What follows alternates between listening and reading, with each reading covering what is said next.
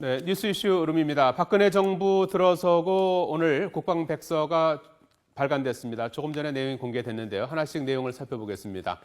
자, 첫 번째는 2배 가까이 차이 나는 남북한의 병력입니다. 북한의 정규군 2년 전에 비해 만여 명 늘어난 120만 명이고요. 반면 우리 군 병력은 9천 명이 감소한 63만여 명입니다.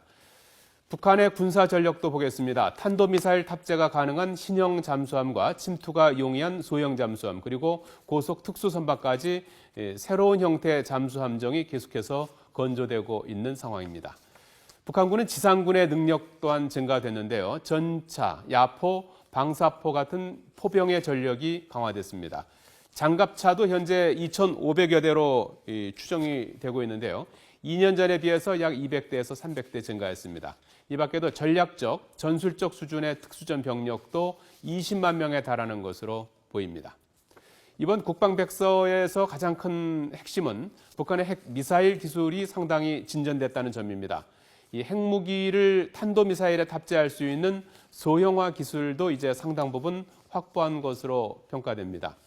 미국 본토를 위협할 수 있는 수준이라는 겁니다. 그 밖에 독도와 관련해서도 우리 군의 독도 수호 의지를 나타낼 수 있는 표현이 강화됐습니다. 일본이 부당한 주장을 할 경우 엄중하게 대처하겠다는 건데요. 북방 한계선, 즉 NLL은 대한민국의 관할 수역으로 남북 간의 실질적인 해상 경계선임을 명확히 했습니다. 2014 국방백서 전문가와 함께 분석해 봅니다.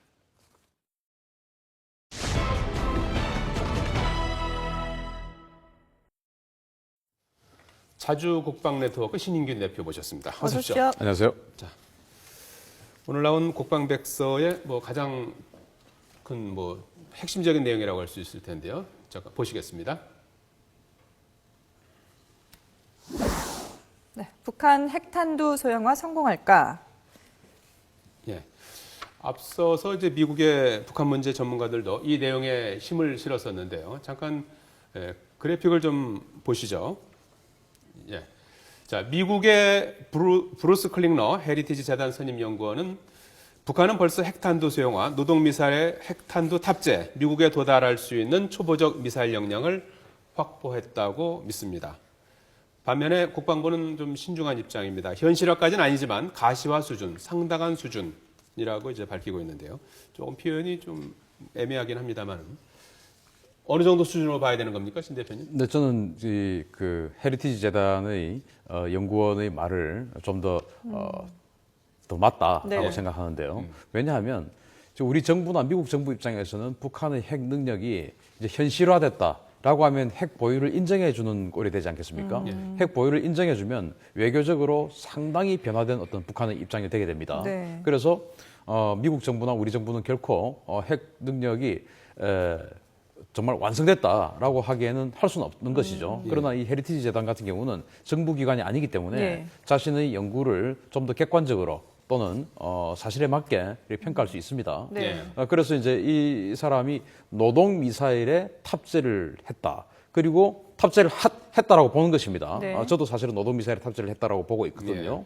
그리고 미국에 도달할 수 있는 초보적 역량을 갖춰가고 있다. 그것은 노동미사일 가지고는 미국에는 갈 수 없기 때문에 네. 노동미사일 사정거리가 최대 1,300km니까 미국에 갈 수 없지 않습니까? 그런데 미국에 갈 수 있는 초보적 역량을 가지고 있다. 그것은 이제 지금 우리가 우려하고 있는 잠수함 탄도미사일이라든지 아니면은 은하 3호 같은 경우에 2번 발사해서 한 번 실패하고 한 번 성공했지 않습니까? 네. 만약에 은하 3호에 노동미사일을 탑재한 그 소형화된 핵탄두를 탑재를 해서 예. 2번 쏘아서 한 번은 미국에 갈 수 있는 것이죠. 만약에 이를테면. 예. 그러니까 완성된 기술은 아니지만 초보적 역량은 갖춰가고 있다라고 보는 것이 합리적인 것입니다. 예. 네. 근데 우리 정부는 현실화라고 표현은 하지 않았지만 그래도 가시화 수준이다라고 한 거 보면은 어느 정도는 좀 대응할 필요가 있다라고 인지하고 있는 거 아닐까요?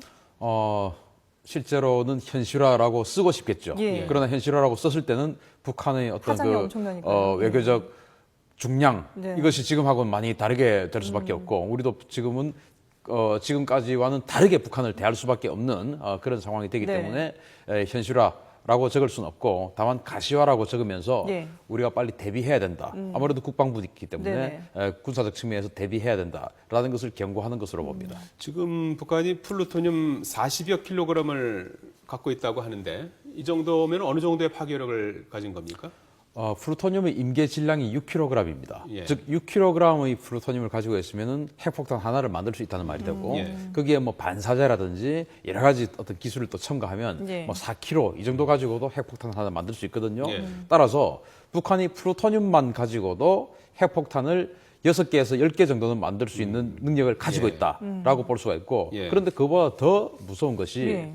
그 해커 박사가 2010년도에 북한의 그 고농축 우라늄 원심 분리기를 2,000개를 보고 왔지 않습니까? 네. 그런데 그 고농축 우라늄 원심 분리기가 P1이라고 하는 모델이 있고 P2라고 하는 모델이 있는데 예. 해커 박사가 당시 방북을 해서 돌아왔을 때는 뭐라고 했냐면은 상당한 수준의 또는 그 최신의 이런 이야기를 했거든요. 그런데 그 이후에 IAEA 사무차장이 북한의 원심 분리기를 P2라고 확인해 줬습니다. 그러면은 그 P2의 능력은 뭐냐면 P2 2,000개를 1년 동안 돌렸을 경우에 최대 4개까지의 고농축 우라늄 핵폭탄을 만들 수 있는 물질을 생성을 할 수가 있습니다. 예. 그러면은 북한이 아까 제가 말씀드렸듯이 플루토늄탄을 한 6개에서 10개 정도 만들 수 있는 물질을 가지고 있고 또 이 고농축 우라늄 원심 분리기 가지고도 예. 1년에 4개씩을 그 2,000개만 있다고 보더라도 그 예. 나머지는 또 우리가 얼마나 있는지 모르지 예. 않습니까? 2,000개만 있다 하더라도 1년에 한 4개씩의 핵폭탄을 생산할 수 있는 고농축 우라늄, 즉 그것만 가지고도 한 20개 정도의 핵폭탄을 만들 수 있는 물질을 확보했다라고 봐야 됩니다. 예. 그러면은 플루토늄탄, 우라늄탄 합해서 한 30개 정도의 핵폭탄 물질을 가지고 있다라고 저는 판단하고 있습니다. 예. 한 개당 그 정도면- 위력은 예. 어느 정도 되는 겁니까? 그 정도면은 그 지난 3차 핵실험의 위력이 예. 우리 국방부에서 뭐 6에서 7킬로톤 예. 뭐 이렇게 이야기를 했지만 그것은 뭐 과학적인 근거 없이 저는 정치적인 입장이 가미된 예. 어떤 걸 분석이라고 보고요. 예. 2차 핵실험의 위력이 지진파 4.5에 5킬로톤이라고 했습니다. 예. 그런데 지진파가 0.2가 증가하면 핵폭탄의 위력이 2배로 증가하거든요. 그럼 4.7, 4.9, 3차 핵실험의 위력이 지진파 4.9에서 5.1이라고 했습니다. 예. 그러면 5킬로톤에서 4.7이 되면 10킬로톤, 10킬로톤에서 4.9가 되면 20킬로톤, 예. 5.1이 되면 40킬로톤이에요. 즉 북한의 3차 핵실험의 위력이 네. 20에서 40킬로톤의 위력이다. 엄청난 거죠. 히로시마에 떨어뜨렸던 원자폭탄이 16킬로톤입니다. 예. 그러니까 그것보다 더 크든지 그것보다 한 2~3배 정도 더 강력한 핵폭탄을 만들 수 있는 핵물질을 북한이 지금 한 30개 정도 그를 보유하고 있다라고 보는 것이 맞을 것 같습니다. 그렇군요. 뭐 북한의 이런 핵 능력뿐만 아니라 여기에 대한 얘기도 해봐야 될 것 같은데요. 보여주시죠. 북한 잠수함에 탄도미사일 탑재 가능. 뭐 사실 지난해 이미 여기에 대한 내용들이 나오지 않았습니까? 네. 뭐 탄도미사일이 탑재 가능한 신형 미사일, 잠수함을 개발했다라는 얘기도 계속해서 나왔고, 한민구 우리 그 국방부 장관도 신형 그 잠수함을 추적하고 있다라고 얘기를 했었거든요. 어느 정도라고 봐야 될까요? 근데 우리가 알고 있는 북한의 잠수함이 예. 일단 제일 큰 게 한 1,700톤급 정도 되는 로미오급 잠수함, 네. 아주 구형이죠. 그리고 이제 북한이 자체적으로 생산한 소형 잠수함들, 상어급, 연어급, 우리 천안함 폭침한 것이 연어급이라고 알고 네. 있고요. 그런 잠수함들이 있었는데 그 외에 추가로 한 1,800톤에서 2,000톤 정도 되는 신형 잠수함이 식별됐습니다. 예. 그런데 그 신형 잠수함이 반드시 탄도미사일을 발사할 수 있는 능력을 가졌다라고 보기에는 지금 국방부가 확인해 준 적은 없죠. 네. 다만 신형 잠수함이 있다라는 것은 확인을 했고 그것은 뭐 위성 사진에도 예, 찍혔기 때문에 예. 맞는 겁니다. 다만 그 신형 잠수함이 탄도미사일을 발사할 수 있느냐 없느냐 이것은 좀 더 지켜봐야 되겠습니다. 상식적으로 봤을 때 탄도미사일의 길이가 한 10m 이상이라고 보면 그 10m 이상에서 또 뭔가 어떤 미사일 발사 연기 같은 게 많이 나오지 않습니까? 미사일보다 좀 더 긴 어떤 그 두께가 즉 그 깊이가 필요할 거예요. 잠수함의 깊이. 그렇게 보면 2,000톤 정도의 잠수함을 가지고는 탄도미사일을 발사할 수 없다는 게 상식입니다. 네. 예. 그런데 지금 뭐 탄도미사일을 가지고 미국을 공격할 수 있다든지 그런 발사 잠수함을 가지고 있다든지 네. 이것은 아직 뭐 한 3,000톤 이상의 잠수함이 건조됐다는 것은 보고된 바가 없기 때문에 아직까지는 저기까지는 갔다고 보기는 힘들지 않을까 네. 하는 것은 뭐 저희 판단입니다. 남북한 잠수함 전력을 잠깐 좀 비교해 네네. 보도록 하죠. 예. 우리 해군이 보유하고 있는 잠수함은 1,200톤급 9척, 그리고 이 1,800톤급 5척, 이렇게 해서 모두 한 14척으로 네, 그렇습니다. 되어 있습니다. 예. 반면에 북한은 70척 정도의 잠수함을 갖고 있고요. 수적으로 우리 군이 이제 열세한 상황이고요. 네. 그리고 예상 타격 거리를 보면은 북한에서 괌까지 쏠 수 있는 것은 물론이고 또 사할린에서 발사를 하면 미국 알래스카의 앵커리지까지 날아갑니다. 그러니까 우리나라뿐만 아니라 일본과 미국까지 모두 이 북한의 사거리 안에 든다라고 볼 수 있겠죠. 자, 그것이 이제 예. 뭐냐면은 북한이 무수단 미사일이라는 걸 가지고 있잖아요. 네네. 그 무수단 미사일이 과거 소련에서 쓰던 잠수함 발사 탄도 미사일입니다. 그 SSN-6라고 하는 것인데요. 네네. 그 사정거리가 한 2,500km 되고, 그럼 그것을 이제 북한에서 쏘면 괌까지 날아갑니다. 예. 그리고 그것도 잠수함이기 때문에 뭐 들키지만 않으면 뭐 캘리포니아 앞바다까지 갈 수도 있고 어디까지 예. 갈 수 있지 않습니까? 예. 그러면은 이제 앵커리지 앞에서 또는 동태평양, 즉 캘리포니아 앞바다에서도 쏠 수 있는 것이고, 그 무수단 미사일을 가지고 있다라고 하는 것은 결국 무수단 미사일을 유도할 수 있다는 말이 되거든요. 그 무수단 미사일을 쏠 수 있는 덩치의 잠수함만 예. 북한이 개발한다면 잠수함 발사 탄도미사일 거기다가 핵을 탑재한 탄도미사일을 북한이 사용할 수 있는 날이 뭐 저는 머지않았다고 생각합니다. 무수단 미사일을 탑재하려면 어느 정도 크기의 잠수함이 돼야 되는 건가요? 골프급 잠수함 같은 경우에 만약에 우리 같으면은 예. 무수단 미사일 뭐 한 6발 정도 탑재해야 되지 않을까라고 생각할 수 있지만 네. 잠수함은 우리가 잘 알다시피 온통형 어떤 물체에다가 그 위에 함교라고 하는 네. 물룩 솟아 있는 거 있지 않습니까? 예. 그 함교 부분까지 북한 그 과거 소련은 발사대로 썼습니다. 예. 그러면 작은 덩치를 가지고도 함교는 또 높이 있으니까 네. 거기까지 더 합하면 일정 한 높이를 확보할 수 있잖아요. 네. 그래서 무수단 미사일 발사하려고 하면은 한 3,500톤 정도면은 무수단 미사일 한 2발 정도는 탑재해서 쏠 수 있지 않을까. 즉 핵 미사일입니다. 예. 라고 저는 봅니다. 14대 78. 저 열세는 어떻게 극복할 수 있는 겁니까? 저 열세를 극복하는 것은 우리는 방어적인 입장이고 북한은 예. 공격적인 입장이지 예. 않습니까? 공격자가 항상 더 유리하죠. 자기네들이 유리한 시간을 정할 수 있기 때문에. 그래서 우리는 저것을 잠수함은 사실은 굉장히 고가의 무기 체계입니다. 예. 예. 잠수함 1톤을 한 2억 원에서 3억 원 정도로 보면 되거든요. 예. 네. 그러면 1,800톤짜리 잠수함 하나 지으려고 하면은 3,500원에서 500억에서 5천억 정도 듭니다. 그것을 북한하고 똑같이 만들 수가 없죠. 즉 우리는 다른 걸 가지고 잠수함을 탐지해서 공격할 수 있는 역량을 길러야죠. 네. 그것이 이제 해상 초계기. 지금 뭐 벵골만이나 베링해나 저기 수마트라 그 자바해에 우리 해상 초계기가 가서 지금 수색 작전 하고 있지 예. 않습니까? 그런 해상 초계기가 우리 영해를 다 보호하려고 하면 한 36대가 필요하다는 연구 결과가 있어요. 지금 우리 16대밖에 없거든요. 예. 그러한 탐지 자산, 그 탐지해서 공격할 수 있는 능력을 많이 길러야 되겠죠. 예. 다음 주제 잠깐 네. 보시겠습니다. 예. 오늘 북한의 노동신문이 주장한 내용이 되겠습니다. 한미일 정보 공유에 대해서 강도 높은 비난을 했는데요. 잠깐 그래픽을 통해서 보실까요?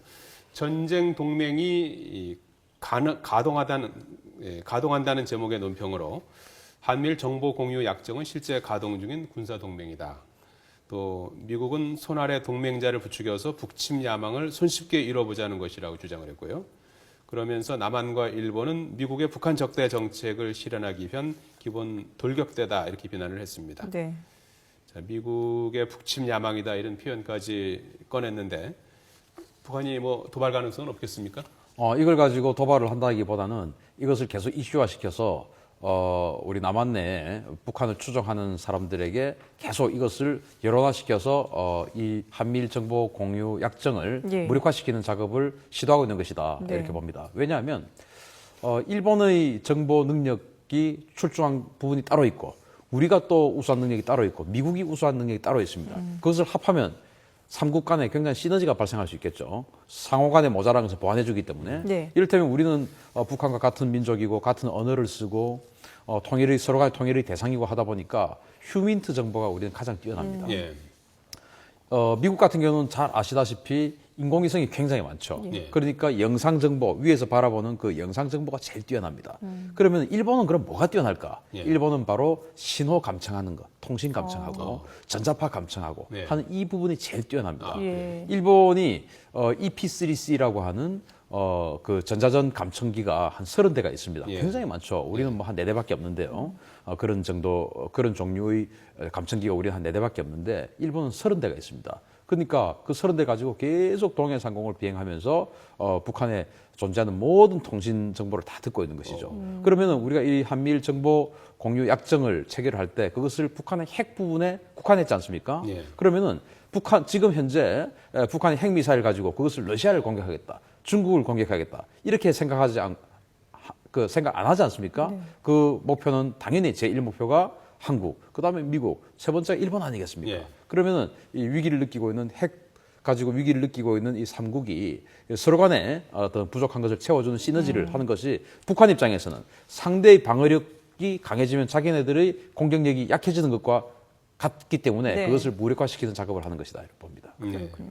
자, 그리고 이번에 그 국방부 방위백서에서 또 하나 좀 눈여겨볼 만한 것이 북한의 보위사령부, 이게 원래는 국방부 산하였는데 총정찰국 소속으로 바뀌었거든요. 네. 여기에 또 어떤 의미가 있는 건지. 원래는 국방위원회 네. 산하였죠. 네. 국방부가 아니고 국방위원회인데 북한 헌법을 보면 국방위원회가 최고 통수기관입니다. 네. 그것은 김정일 시대에 만들어 놓은 네네. 헌법입니다. 그런데 김정은 시대에 들어와서 국방위원회의 성분 정치보다는 노동당 중앙군사위원회 쪽으로 어떤 그 권력의 추가 지금 움직이고 예, 있습니다. 예. 즉 노동당 중심의 통치를 하고 있는 것이 김정은 정권의 특징이다 이렇게 볼 수가 있고, 따라서 그렇게 되면은 국방위원회의 권력을 빼는 것이 필요합니다. 그래서 보위사령부라고 하는 것은 우리로 치면은 정보사 그리고 기무사 이런 것을 합한 정도의 어떤 그런 권한을 또 임무를 가지고 있거든요. 예, 예. 그렇기 때문에 정보를 가지고 있고 또 뭔가 그 뒤에서 어떤 그 감찰권을 가지고 있는 네. 그런 군에 대해서 그런 능력을 어디에 두느냐에 따라서 굉장한 그 권력이 왔다 갔다 하는 것이죠. 그래서 즉 총정치국장이 황병서지 않습니까? 예. 그 이전엔 최령해였고, 따라서 국방위원회보다는 이제는 황병서 이런 또 황병서를 사실은 최령해가 움직이고 있는지 그건 사실은 아무도 모릅니다. 따라서 이 총정치국의 권력의 무게가 상당히 이동했다. 그러면은 반대로 따져서 또 다시 생각을 해서 김정은이 만약에 최령해나 황병서를 제대로 컨트롤하고 있지 못한 상황이라면은 지금 김정은의 권한이 상당히 축소되고 있다라고 봐야 되는 것이고, 또 반대로 네. 김정은이 완벽하게 최령해나 황병서를 장악하고 있다면은 자기 아버지의 통치 기반이었던 국방위원회의 힘을 빼면서 네. 자신의 진정 체제로 더 굳혀가는 그런 단계다라고 두 가지로 측면을 분석할 수 신 있습니다. 대표님은 둘 중에 어느 쪽에 좀 더 무게를 두시나요? 저는 그 김정은의 힘이 좀 빠지고 있는 것이다 이렇게 빠지고 보고 있다. 있는 측면입니다. 국방백서 내용 한 가지 끝으로 좀 여쭙고 마무리 지어야 될 것 같은데, 독도에 대한 일본의 부당한 주장에 대해서 엄중하게 대처하겠다 이런 내용이 이제 포함이 됐는데, 네. 앞으로 좀 우리 정부가 더 독도에 대해서 더 적극적인 자세를 취해 나가는 걸로 이제 봐야 되는 겁니까? 그렇게 해야 되겠죠. 예. 또 그것은 또 군의 의지고요. 예. 정부 즉 외교부처의 의지와 군의 의지와는 또 다르거든요. 네. 군에서는 자신들이 하고 싶은 또 하고자 하는 임무를 지금 국방백서에 표현하는 것입니다. 예. 따라서 외교적인 측면 이런 걸 감안한다면은 사실은 뭐 강력한 어조를 해서는 안 되겠죠. 지금 우리는 조용한 외교를 독도 부분에 있어서는 지금 지향을 하고 있기 때문에. 예. 그런데 군에서는 제가 사실은 올 1월 1일에도 그 우리 해군 이지스함인 율곡 2함을 타고 독도에 그 기동 경비 작전을 같이 다녀왔습니다. 예. 그게 또 세종대왕함이 지금 작전을 하고 있고요. 네. 우리 이지스함이 해군에 두 척밖에 없는데 그 두 척을 동시에 독도에 보내서 작전을 했다고 하는 것은 상징성이 굉장히 크죠. 독도를 우리는 완전히 지키겠다. 오늘도 뭐 CIA 지도에 보면 아까도 리포트 말씀을 하셨지만 예. 우리 독도가 빠져 있었고 그런 예. 것을 엄중하게 항의를 했고. 다시 이제 번복이 네, 됐습니다. 그렇습니다. 네네. 예. 그래서 그 우리 군 입장에서는 일본의 군사력이 사실은 우리보다 더 셉니다. 예. 독도 부분에서 해군이나 공군이 분쟁이 붙어서 우리가 이길 수 있는 확률은 좀 떨어집니다. 훨씬 그래요? 떨어집니다. 예. 일본이 훨씬 강합니다. 예. 그럼에도 불구하고 우리는 강력한 수호 의지를 가지겠다라고 하는 것은 이제 국방부의 의지인데 예. 또 사실 군사라는 것이 의지만 가지고도 되는 것은 아닙니다. 예. 따라서 실제로 독도를 지킬 수 있는 역량을 우리 국민들이 군에게 만들어 주는 것도 중요하다라고 생각합니다. 네. 네. 알겠습니다. 자, 자주 국방 네트워크 신윤균 대표였습니다. 잘 들었습니다. 고맙습니다. 감사합니다.